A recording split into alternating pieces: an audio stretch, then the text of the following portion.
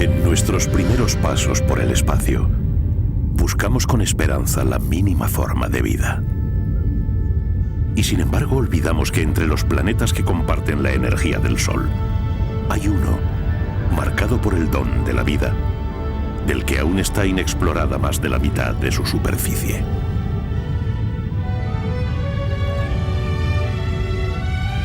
Este es un planeta con nombre equivocado. Un planeta que debimos haber llamado agua.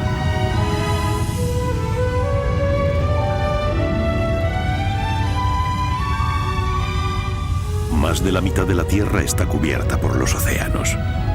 Y ahí abajo, oculto por el aplastante y oscuro peso de toneladas de agua, se esconde un mundo desconocido y hasta ahora vedado al hombre. Un mundo del que los científicos saben menos que de nuestro sistema solar. El mundo de la última frontera. El abismo marino.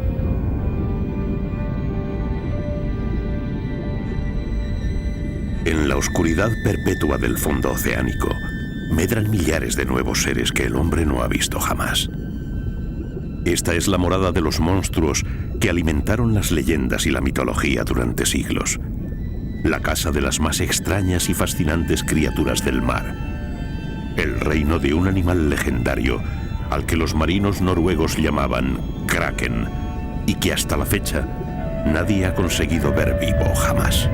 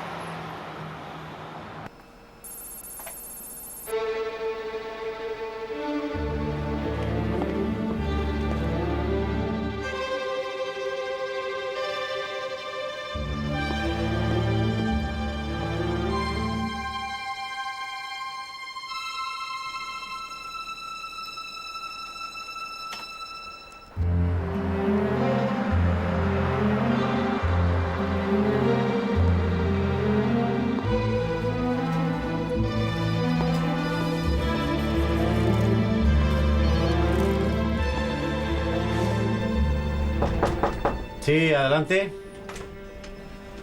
Hola Ángel, otro calamar gigante en Carrandi.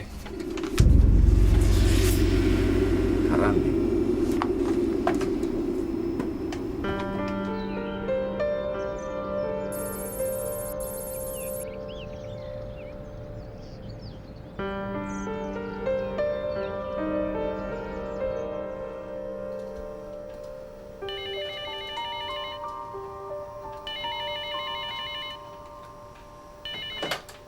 ¿Sí? ¿Dónde? ¿Ahí grande? Esta historia comenzó a finales del otoño del año 2001. Vamos para allá. El aviso de la aparición de un nuevo calamar gigante en las costas asturianas fue el punto de partida definitivo para un proyecto tan ambicioso como apasionante.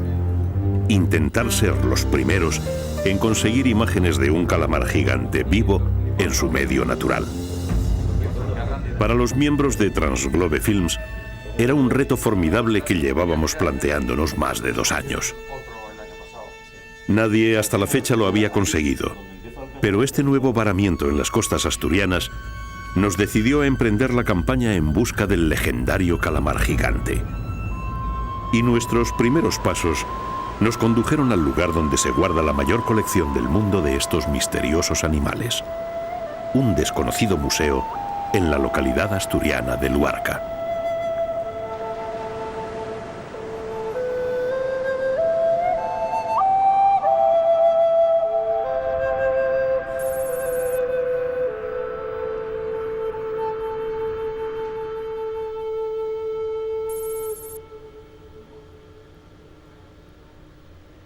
En la Coordinadora para el Estudio y Protección de las Especies Marinas, un naturalista enamorado del mar lleva años tras las huellas del legendario monstruo marino. Desde tiempos inmemoriales, las costas de Asturias han sido el escenario de la aparición de calamares gigantes. Para la gente local, no pasaban de ser una de tantas criaturas que el mar arroja a sus playas, y como no había forma de sacarles provecho, nadie se preocupó por ellos. Pero Luis Laria comprendió la importancia de lo que allí estaba sucediendo. Desde hace mucho tiempo los marineros de Luarca me hablaban de estos monstruos marinos, que para mí eran una leyenda. Dejó de serlo precisamente cuando se capturó este ejemplar, que mide 13 metros, y que fue capturado en el caladero de Carrandi, que es considerado hoy mismo uno de los mejores o más importantes del mundo en presencia de calamares gigantes. En un principio, Luis Laria creyó que se trataba de algún varamiento fortuito, pero con el tiempo empezó a comprender que allí, a escasa distancia de las costas de Luarca, había una población estable de calamares gigantes, un patrimonio único que había que dar a conocer al mundo. Decidió conservarlos precisamente para poder mostrar a la sociedad ejemplares que son reales hoy en día y que, apareciendo tantos como aparecen en Asturias, desde hace ya bastantes años, no entendía que pudieran pasar desapercibidos para instituciones, etcétera, y que después las generaciones venideras no pudieran observarlos de cerca como se pueden observar aquí en el Aula del Mar de Luarca. Aunque desconocida para la gran mayoría del público, esta es la colección de calamares gigantes más importante del mundo. Actualmente el CEPESMA conserva 19 y cada año suma nuevos ejemplares a su colección. Y los calamares gigantes no son los únicos cefalópodos misteriosos del abismo asturiano que guarda el museo. Los fondos marinos de Carrandi no solamente albergan en sus aguas a los grandes calamares gigantes, también se encuentran ejemplares tan extraordinarios como este, un Taningia danae, que a pesar de no ser tan grande como el Architeuthis, tiene dos singularidades dignas de mención precisamente en los brazos. Una de ellas es tener los dos órganos luminosos más grandes que existen en la naturaleza, denominados fotóforos, en el primero y en el tercero de los brazos, y también multitud de garfios en lugar de las características ventosas. Estos calamares desconocidos han traído hasta aquí a los especialistas en cefalópodos más eminentes del mundo, buscando los rastros de un animal que lleva esquivando al hombre desde el origen de nuestra especie. Porque, aunque formidable en tamaño, el calamar gigante sigue siendo un misterio para la comunidad científica y un monstruo marino para la inmensa mayoría. Un monstruo cuya leyenda se remonta siglos atrás. Desde el origen de la historia, el hombre ha encontrado en el mar un hogar para sus demonios y supersticiones. Aquellos que atravesaban los océanos en frágiles barcos de madera vivían durante meses sumidos en el temor de un mundo líquido que les estaba prohibido y que con frecuencia mataba a tripulaciones enteras. Es comprensible, pues, que muchas de las criaturas que asomaban a la superficie de aquel tenebroso universo fueran descritas por los primeros cronistas como bestias terribles, híbridas entre la realidad y la imaginación sobreexcitada por el miedo. Entre estas bestias legendarias hubo una cuya leyenda creció con el tiempo: el Kraken. Era este un monstruo armado de múltiples brazos que atacaba a los navíos y los arrastraba hasta las profundidades. Un pulpo gigantesco cuya fuerza y maldad atemorizaron durante siglos a los marineros del norte de Europa. Pero detrás de este monstruoso kraken se escondía una especie de calamar a la que el naturalista danés Japetus Stenstrup bautizó con el nombre de Architeuthis. Un calamar real, sí, pero un animal que con sus más de 20 metros de longitud y sus 1000 kilos de peso nada tenía que envidiar al legendario kraken. Y sin embargo, un animal del que aún hoy apenas sabemos nada. Todo lo que actualmente conocemos sobre los calamares gigantes Architeuthis procede de animales varados muertos en roquedales o arenales. Y una de las informaciones más interesantes se han obtenido de las piezas calcáreas del oído, los estatolitos. Una pequeña pieza que nos ha desvelado un dato sorprendente. El Architeuthis es el animal con la mayor tasa de crecimiento del reino animal. Esta pieza calcárea de unos 2 milímetros de longitud crece por incrementos diarios. Si diésemos un corte o puliésemos las caras externas del estatolito, veríamos una serie de anillos a partir del núcleo y cada uno de esos anillos es un incremento diario. Gracias a los estatolitos, se sabe ahora que estos calamares crecen alrededor de 1 centímetro al día, lo que los transforma de diminutas larvas en los mayores invertebrados de la Tierra. Y cada nuevo descubrimiento realizado de forma detectivesca en los cadáveres encontrados nos ayuda a afrontar el reto de aproximarnos al mundo del Kraken y a intentar verlo vivo. Una de las informaciones que nos han proporcionado los cadáveres de Architeuthis es su dieta. Se alimentan fundamentalmente de peces y de cefalópodos.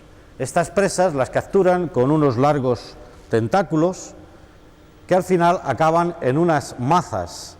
Esas mazas, en la parte media, en su mano, tienen unas potentes ventosas y en esas ventosas hay unos anillos quitinosos dentados. Una vez que las presas son sujetadas por estas estructuras, de las cuales es prácticamente imposible que se suelten, son transportadas por los tentáculos hacia la boca. Allí, 2 poderosas mandíbulas, una superior y otra inferior, quitinosas, con filos cortantes, las trocean. Y con la ayuda de una lengua rasposa, la rádula, son engullidas. Mucho es lo que hemos aprendido los científicos del estudio de los cadáveres de los calamares gigantes. Pero una sola imagen de estos animales vivos en su medio natural nos proporcionaría una información increíble.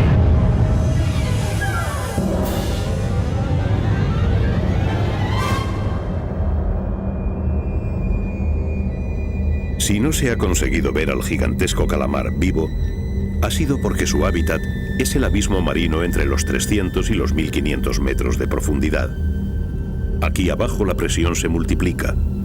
Si en superficie se soporta una atmósfera equivalente a 1 kilogramo por centímetro cuadrado, a los 1000 metros de profundidad la presión se multiplica por 100. Es un mundo aplastante sumido en una oscuridad perpetua. Apenas llega comida de la superficie y extraños cazadores la esperan con armas terribles.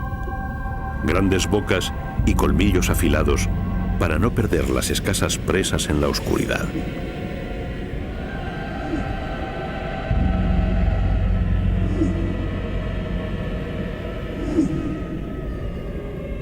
Adaptarse a este mundo extremo ha generado seres extraños, formas desconcertantes que a nuestros ojos se convierten fácilmente en monstruos.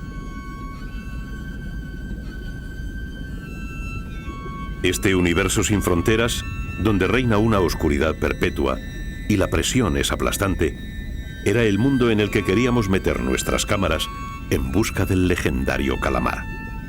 Todo un reto que hacía necesaria una preparación a conciencia de hombres y equipos especializados.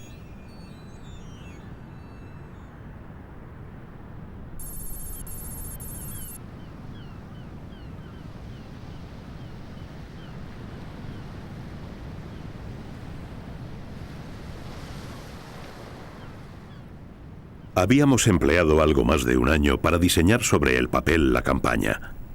Ahora nos quedaban largos meses de trabajo para materializar todos los ingenios y soportes técnicos que permitirían meter nuestras cámaras en el abismo asturiano de Carrandi.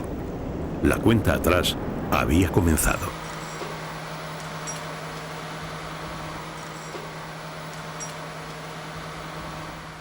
Contábamos con el asesoramiento de especialistas en tecnología submarina y contábamos también con la asesoría de expertos biólogos del Instituto de Investigaciones Marinas y del Museo Nacional de Ciencias Naturales.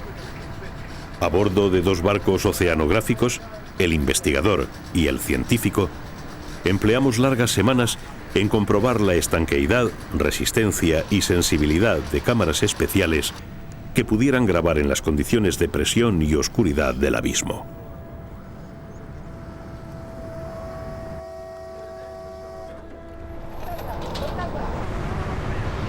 El tiempo se nos echaba encima. Queríamos emprender la campaña a finales del verano y el mar Cantábrico no era un escenario fácil para trabajar. Mientras se probaba la estabilidad y flotabilidad de las boyas diseñadas para soportar las cámaras, nuestro ingeniero jefe, Joaquín de Gracia, realizaba los últimos ajustes a la pieza clave de nuestra campaña, un maletín especialmente diseñado para el proyecto Kraken.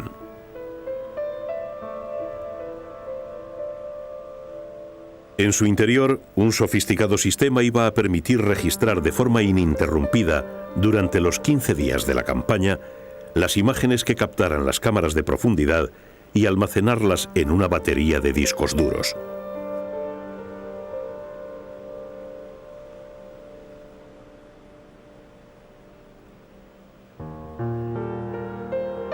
La complejidad del sistema se debía a que necesitábamos de él una autonomía total y decisiva en la campaña.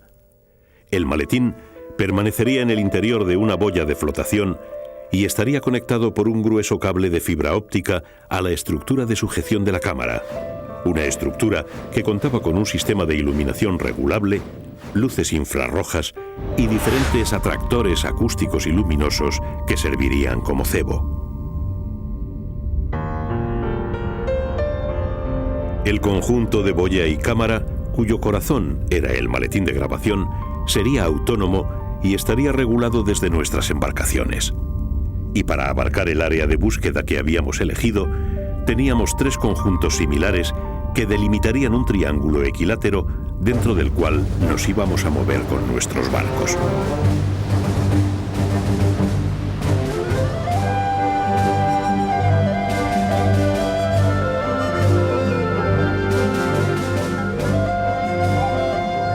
Por fin llegó el día esperado. A bordo de los buques Investigador y Científico de la compañía Investigaciones Marinas, pusimos rumbo al caladero de Carrandi. No íbamos solos en nuestra aventura. Para realizar la campaña, habíamos pedido una zona de exclusión que mantuviera libre de tráfico marítimo el área de estudio. Y la patrullera Mouro de la Armada Española nos acompañaba para garantizar su cumplimiento. Por fin, 2 años después de empezar a sopesar la idea, salíamos en busca del legendario calamar gigante.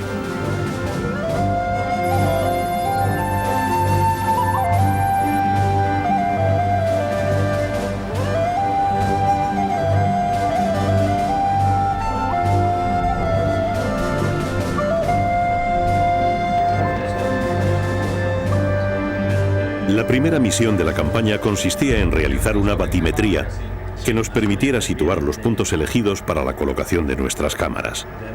O sea, 43, repite por favor. Sí, 43, 54 y 529. A 43 grados 56 minutos norte, 5 grados 29 minutos oeste, localizamos el llamado Pozo de la Vaca, un estrechamiento del cañón submarino donde colocaríamos las 3 cámaras a 800, 700 y 500 metros respectivamente. Ahora navegábamos sobre la fosa de Carrandi, el territorio del enigmático Kraken.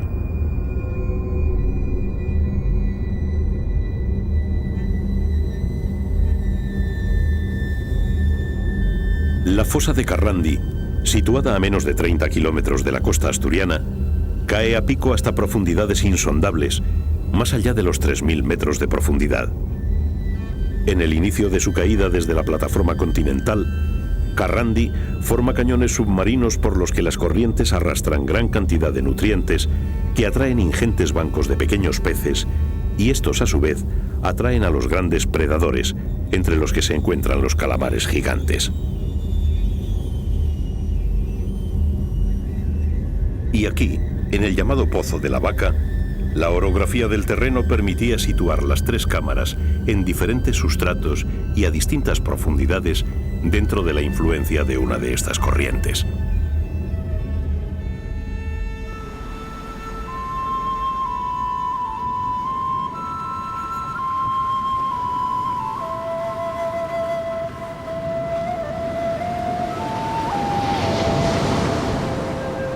Si diseñar, construir y probar las cámaras fue una tarea compleja, colocarlas en los puntos elegidos supuso un reto formidable. La estructura de las boyas, lastradas con un muerto de 3.000 kilos, superaba las 5 toneladas, y el Cantábrico no es un mar que dé facilidades.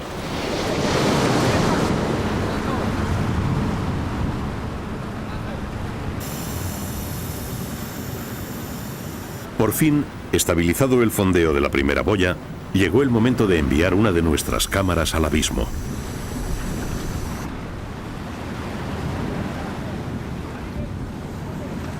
La emoción se podía palpar. Íbamos a abrir un ojo en un mundo desconocido que nadie había visto antes jamás.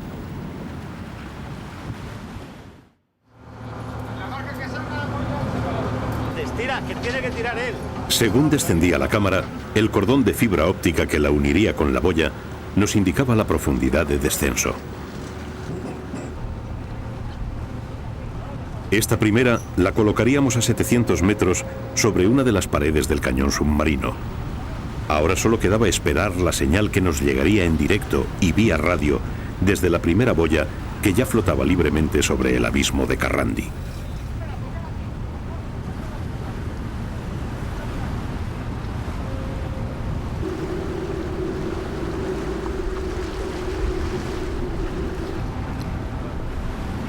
Dentro de la cabina de visionado, a la que bautizamos Calipso, se vivía una tensión semejante a aquella que precedió a la llegada del hombre a la luna. Íbamos a ser los primeros en violar la oscuridad perpetua del abismo, los primeros en encender una luz en la oscuridad milenaria del Cantábrico.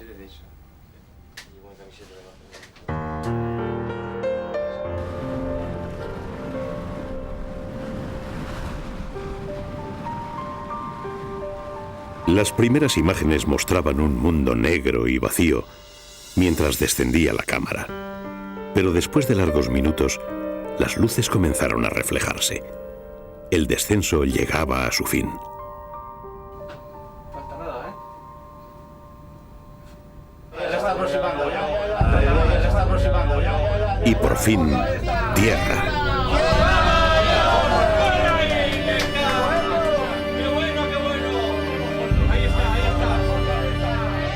El testigo de referencia levantaba nubes de sedimento en un suelo de roca y limos, donde millares de pequeños invertebrados nos daban la bienvenida. Era emocionante.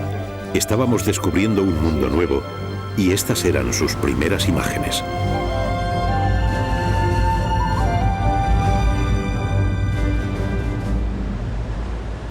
Esa misma noche íbamos a tener una confirmación sorprendente de que nuestra cámara se encontraba en el lugar adecuado.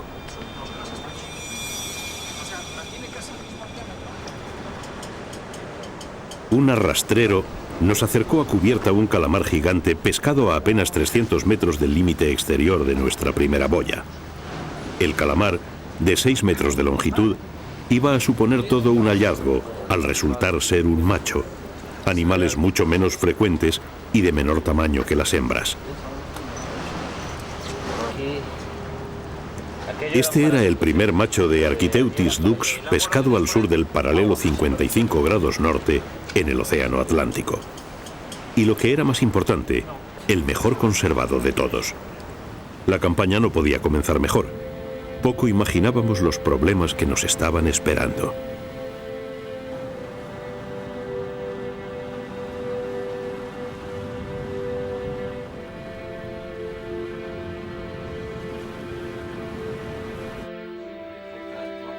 A los 4 días de campaña ya habíamos situado nuestras 3 boyas.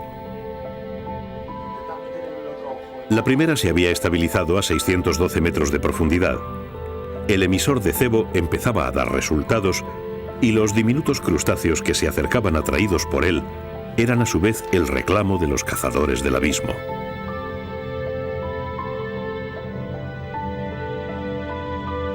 Realizábamos turnos de 4 horas para vigilar los monitores, mientras navegábamos en la superficie delimitada por las boyas que nos mandaban la señal desde las cámaras. La segunda cámara descansaba sobre el fondo a 709 metros de la superficie. En esta, la de mayor profundidad, habíamos acoplado un objetivo y unas luces infrarrojas para evitar que la luz de los focos asustara a los animales habituados a una oscuridad perpetua. Perdíamos calidad de imagen, pero nuevas sombras alrededor del cebo nos reafirmaban en la apuesta por los infrarrojos.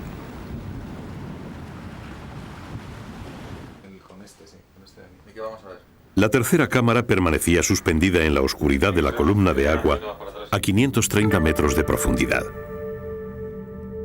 Era la menos llamativa durante los turnos de guardia, pero sin embargo iba a ser la que nos daría la primera sorpresa cuando unas pequeñas luces intermitentes comenzaron a salpicar la oscuridad.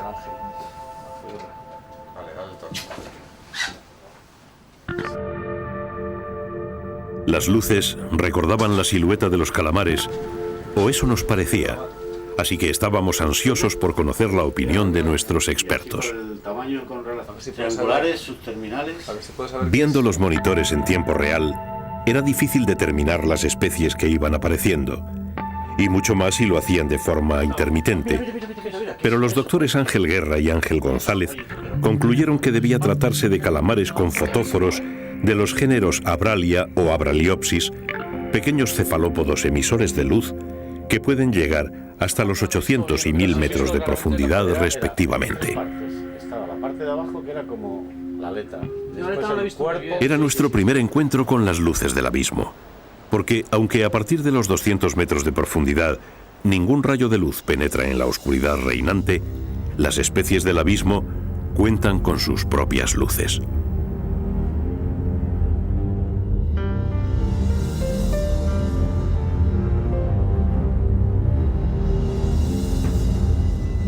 El 90% de las especies que viven en las profundidades son bioluminiscentes, esto es, son capaces de generar su propia luz.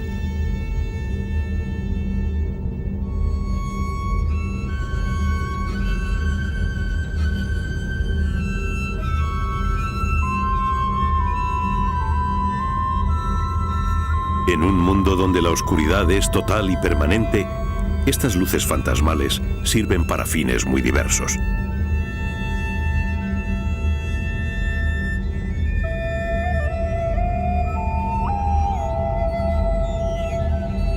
Unos utilizan las luces para atraer a sus presas.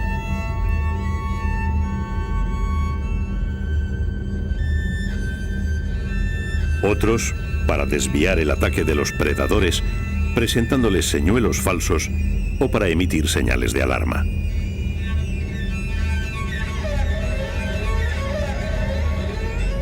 Y muchos simplemente para comunicarse con individuos de su misma especie.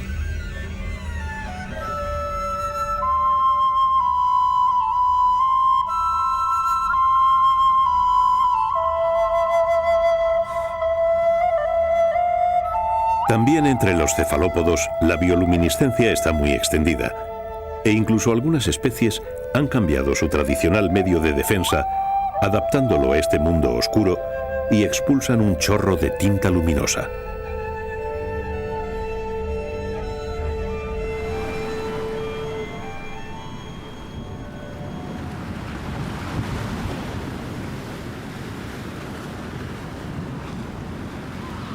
Poco a poco íbamos determinando diferentes especies del abismo asturiano que aparecían en los monitores del Calipso.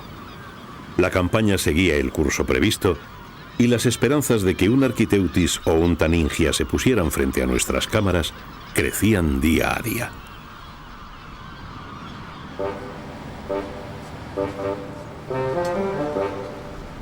Los trabajos se desarrollaban con normalidad en el investigador y el científico. Incluso el Cantábrico parecía habernos concedido una tregua que facilitaba las tareas de a bordo. Pero cuando se trabaja en el abismo, sabes que los problemas pueden aparecer en cualquier momento sin previo aviso.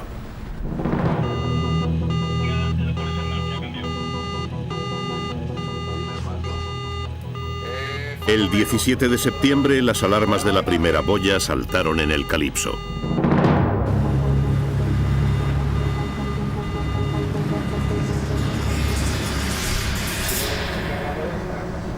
Una de las boyas había desaparecido. Ha roto el fondeo. El fondeo es un cable. O sea que eso ha sido... Solo había dos posibilidades. O se había roto el fondeo y la boya estaba a la deriva, o alguna embarcación la había golpeado y la boya se había ido a pique. Durante todo el día, el buque investigador se dedicó a rastrear el área de deriva desde el lugar de anclaje de la boya, siguiendo el rumbo de la corriente, mientras Fernando Santiáñez, su capitán, daba aviso a la Comandancia de Marina. Más se ha hundido, que ha sido en el fondeo norte, que tiene 800 metros, se ha hundido por la mitad. Poco imaginábamos entonces que todos los esfuerzos iban a resultar inútiles. La boya y nuestro primer maletín, con las imágenes grabadas de 6 días completos, se habían perdido para siempre.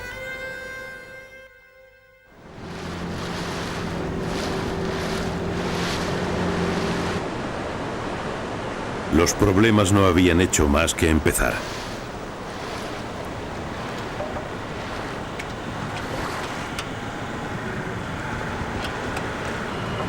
Una de las antenas de las boyas daba problemas de emisión y necesitaba una reparación de emergencia. Poco después, en el Calipso, saltó la alarma de agua en una de las cámaras. Parecía como si todas las desgracias llegaran al mismo tiempo. Pero nuestra moral superaba todos los obstáculos. Ya conocíamos las dificultades a las que íbamos a enfrentarnos. Aún teníamos muchas posibilidades de encontrarnos con el calamar gigante y no estábamos dispuestos a rendirnos. Además de las reparaciones en la cámara inundada, la nueva situación requería ajustes en la profundidad en las otras 2 cámaras y nuestro ingeniero jefe consiguió realizarlos en un tiempo récord a costa de perder el sueño de toda una noche. Habíamos pasado los peores días de la campaña, pero de nuevo teníamos imágenes del abismo. Volvíamos a estar tras la pista del esquivo y legendario Kraken.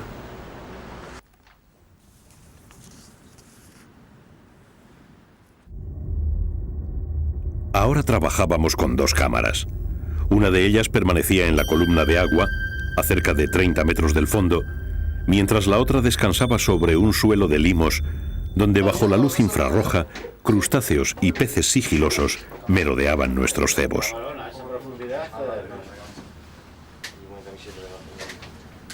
Los científicos contagiaban entusiasmo, realizando hipótesis sobre las especies que aparecían en los monitores.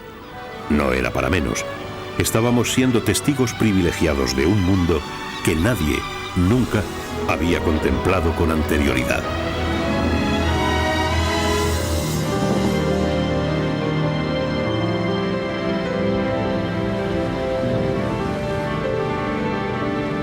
Por fin, con las 2 boyas estabilizadas, podíamos seguir con el plan de campaña previsto. Había llegado la hora de utilizar nuestro robot submarino. Antes de sumergir nuestro pequeño robot de control remoto, teníamos previsto cebar el abismo para atraer al mayor número de especies, especialmente las presas potenciales de los arquiteutis. Para ello, llevábamos con nosotros 1.500 kilos de caballa y sardina congelada. 1.500 kilos que había que meter en bolsas biodegradables, atar a los lastres y arrojar metódicamente por la borda. Cuando entres aquí. Para lanzar el cebo, habíamos dividido el área elegida, una llanura de suave pendiente entre 300 y 400 metros de profundidad, en una cuadrícula de 8 hectáreas de superficie total, sobre la que lanzaríamos 100 sacos de cebo, uno por cada una de las intersecciones de la cuadrícula.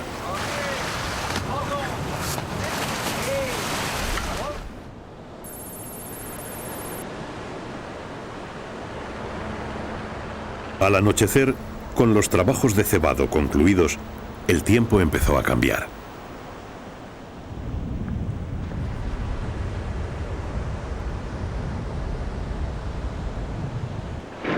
Una aparatosa tormenta daba la bienvenida al Sea Rover, el submarino de control remoto, cuya cámara se iba a convertir en nuestro ojo móvil en el abismo.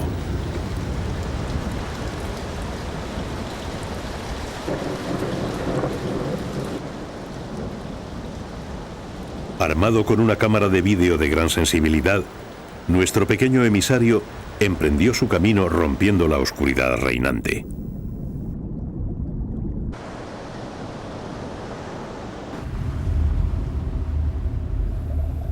La tormenta no facilitaba su manejo, que se realizaba desde el Calipso, pero era el contrapunto a las cámaras de las boyas. Mientras éstas esperaban a que un Architeutis llegara atraído por el cebo, el Sea Rover salía a su encuentro.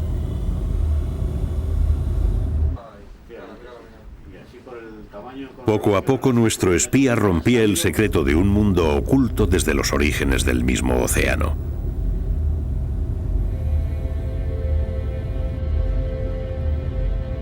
Los primeros reflejos que llegaban del fondo nos abrieron los ojos a un mundo distinto, un desierto de limos pardos donde cangrejos de largas pinzas del género Munida miraban asombrados a aquel inesperado intruso.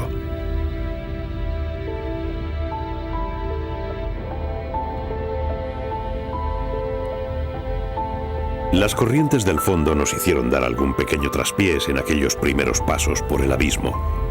Pero el Sea Rover continuó su andadura sin mayores problemas y los primeros seres de aquel espacio vedado al hombre empezaron a desfilar ante nuestros ojos asombrados.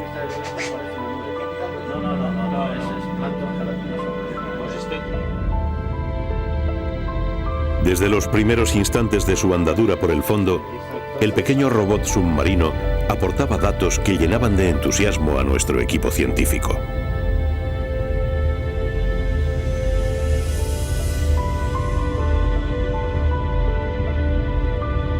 La fauna de aquel desierto abisal era escasa.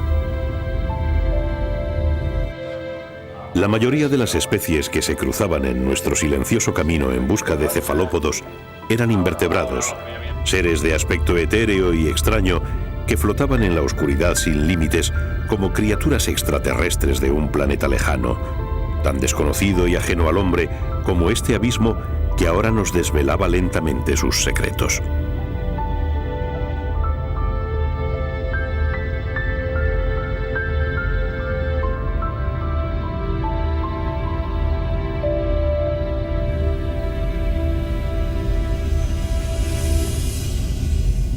Durante 3 días, las inmersiones del Sea Rover se sucedieron en aquel extraño paisaje lunar, donde a pesar del cebo arrojado, apenas había peces, y solo algunos crustáceos, pennátulas y alevines y larvas de distintas especies ponían movimiento al desierto de limos.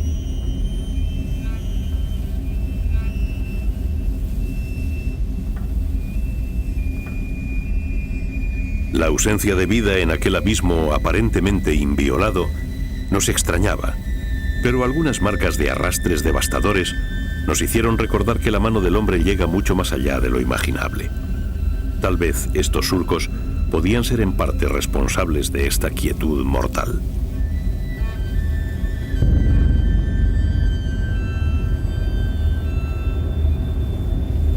De vez en cuando, las corrientes agitaban el fondo y una nube de sedimentos revolucionaba el desierto oscuro y yermo del abismo. Luego volvía la quietud y de nuevo aparecían galateas, pennátulas, ceriantos y holoturias, pequeñas gambas y esquivos alevines. Pero nada que delatara la presencia del kraken. La noche del 24 los ánimos comenzaban a flaquear. El Architeutis seguía sin aparecer y el tiempo se agotaba. Y entonces, desde el Calipso, se dio la voz de alarma. Venga, Francisco, creo que ha aparecido, ¿sí? Esto lo tenemos que enganchar, Todos salimos de nuestros camarotes camino del Calipso, sabiendo que aquel aviso podía ser nuestra última oportunidad de grabar un calamar gigante.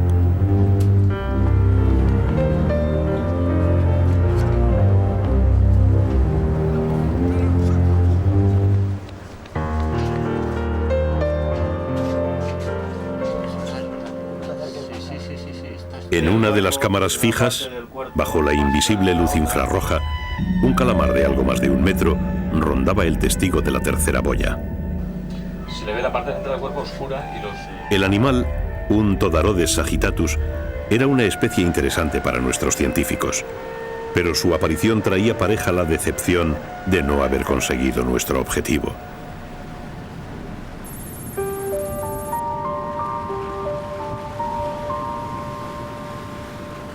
La campaña llegaba a su fin. Habíamos agotado nuestro tiempo y teníamos una sensación agridulce. No habíamos conseguido imágenes de un Architeuthis vivo, pero habíamos abierto una puerta a la exploración de la fosa de Carrandi, un lugar donde había quedado demostrada la existencia de los enigmáticos calamares gigantes.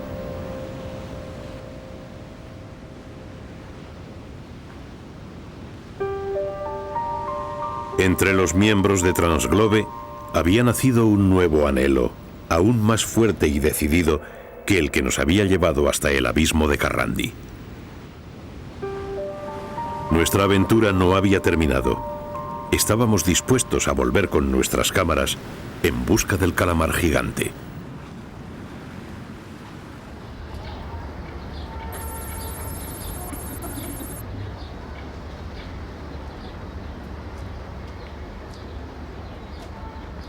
El proyecto Kraken no terminó con la campaña de Carrandi.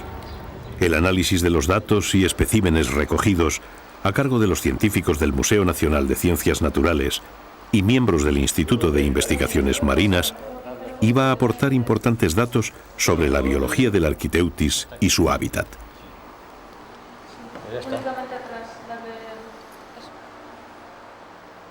El macho capturado durante la campaña aportó nuevos y valiosos conocimientos sobre la reproducción y alimentación de su especie. Y mientras se realizaba la necropsia, paralelamente, los fondos del museo se utilizaban para un estudio en profundidad de las especies que aparecían en las imágenes conseguidas durante la campaña.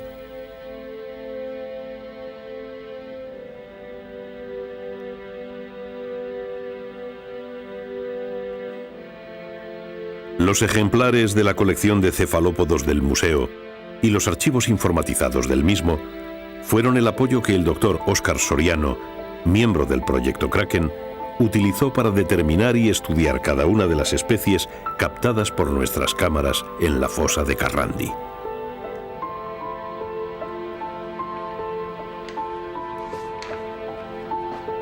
Durante semanas, el doctor Soriano puso su paciencia a prueba mientras determinaba el género y la especie de los peces, crustáceos, invertebrados planctónicos e incluso algunos pequeños calamares obtenidos del registro de los discos duros de los maletines colocados en las boyas. La búsqueda del Kraken llegaba a su fin por esta vez. Quedaban pendientes todas las preguntas que se responderían con una sola imagen de esta leyenda viva.